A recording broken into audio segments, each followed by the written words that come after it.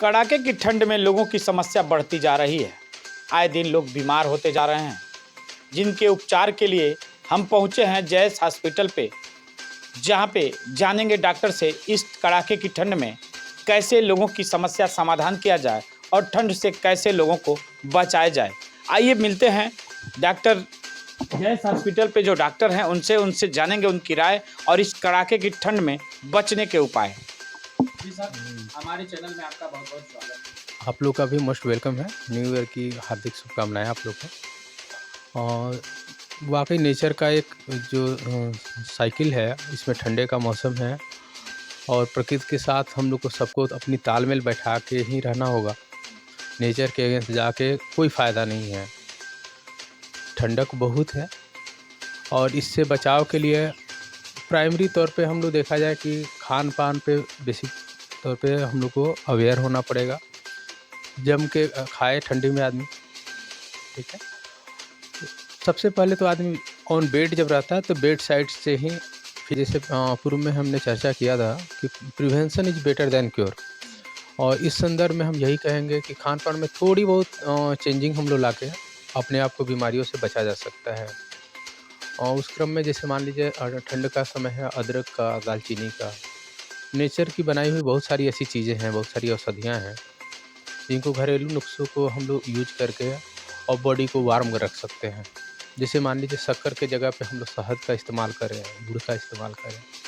और नेचर के द्वारा बनाई हुई व्यवस्था है, जैसे मान लीजिए जो फेस्टिवल भी हम लोग के हिंदू धर्म के जो हैं, उसमें तिल का इम्पोर्टेंस बढ़ जाता है। मकर संक्रांति नज़दीक है तो मीठा का इस्तेमाल हो जाता है। फिर उसमें मान लीजिए तिल में कैल्शियम, फास्फोरस, ये सारी चीज़ें पाई जाती हैं। इसका यूटिलाइजेशन हम लोग को ज़्यादा करना चाहिए। तो इन सब चीज़ों से अगर ऐसी चीज़ें हम लोग जैसे मान लीजिए दूध यूज करते हैं, दूध में हल्दी का इस्तेमाल कर रहा है आदमी और शक्कर की जगह पे शहद का यूटिलाइजेशन हो रहा है। ये सारी चीज़ें बॉडी को वार्म अप रखने के लिए काफ़ी फ़ायदेमंद होंगी। और जगह-जगह जैसे सरकार द्वारा जो व्यवस्था की जा रही है अलाव का, या फिर कपड़े लत्ते को लेके थोड़ा-सा अवेयरनेस अपने आप में भी लाना होगा। एक तो मान लीजिए कोविड का प्रकोप एक जो माइंडसेट लोगों को बना हुआ है, उसके चलते, या फिर समझिए मास्क का अगर हम लोग यूज़ करते हैं तो बहुत हद तक इन सब चीज़ों से बच सकते हैं।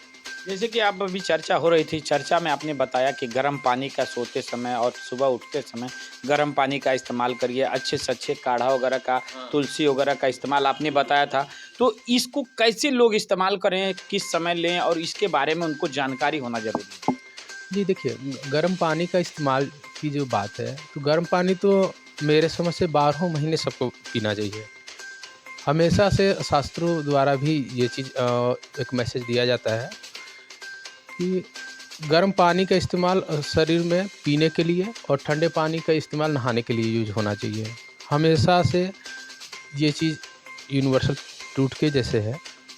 और ठंड के मौसम में तो ख़ास करके गर्म पानी का ही इस्तेमाल सुबह से लेके और शाम को सोने के समय तक होना चाहिए। इस समय सबसे बड़ी दिक्कत आ रही है, जैसे जो शुगर पेशेंट हैं, जिनको शुगर डायबिटीज़ से ज़्यादा प्रॉब्लम है, तो डायबिटीज़ वाले लोगों को ठंड में निकलना या ठंड में ये जो आजकल टहलने वाले की बात है, इस पे किस तरह अंकुश रखना चाहिए और किस तरह कब निकलना चाहिए, इसके बारे में लोगों को नॉलेज इस समय नहीं है, जो जान जान के भी अपनी जान जोखिम में डाल दे रहे हैं। इसको लेकर आपका क्या कहना रहेगा आम जन को?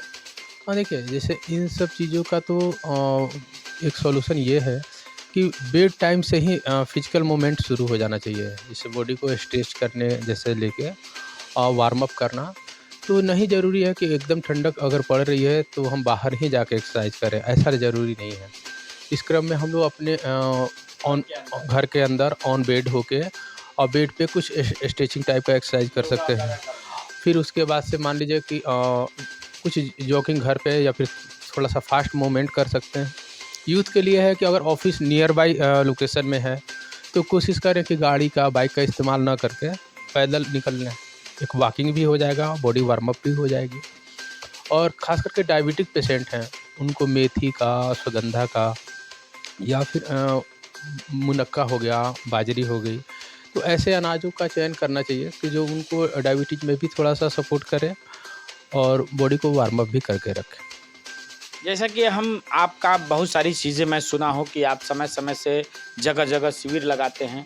तो आप इस समय हमारे चैनल के माध्यम से, हमारे इस वीडियो के माध्यम से लोगों को किस अपना जागरूकता बताइए, किस तरह कहाँ-कहाँ कैसे शिविर लगाते हैं, कैसे लोगों की मदद करते हैं और आपकी सोच क्या है आगे की? इसके बारे देखिए में। अवेयरनेस का अभाव सबसे ज़्यादा जो है रूरल रेंज में है और हम लोग गांव के पेरिफेरी में, चूँकि कोई भी सामाजिक काम एक आदमी का नहीं है, उसके लिए समाज के हर वर्ग को सामने आना पड़ेगा और इसके लिए समाज में जो भी थोड़े से अवेयर लोग हैं, शिक्षित लोग हैं या फिर गांव के प्रधान वगैरह हैं, उन लोगों से हमारी टीम कम्युनिकेट होती है। देन आफ्टर हम लोग वहाँ पे निःशुल्क जाँच शिविर का आयोजन करते हैं, निःशुल्क दवा वितरण करते हैं।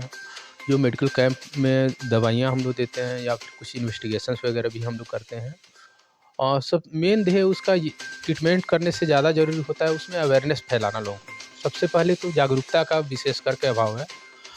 बेसिक तौर पे हम एक डेंटल सर्जन हैं और हम देखते हैं कि सबसे ज़्यादा लापरवाही हो रही है ओरल कैविटी को लेके। मुँह के भीतर जो भी बीमारियाँ हैं, उसको लेके लोगों में एक जागरूकता एकदम नहीं के बराबर है। जहाँ तक कि हम जान रहे हैं कि अगर 100% का हम लोग इन्वेस्टिगेशन करते हैं, तो उसमें लगभग 80, 85, 90% लोगों के दाँतों में कुछ न कुछ बीमारियाँ मसूड़े में या दाँतों में रहती ही रहती है।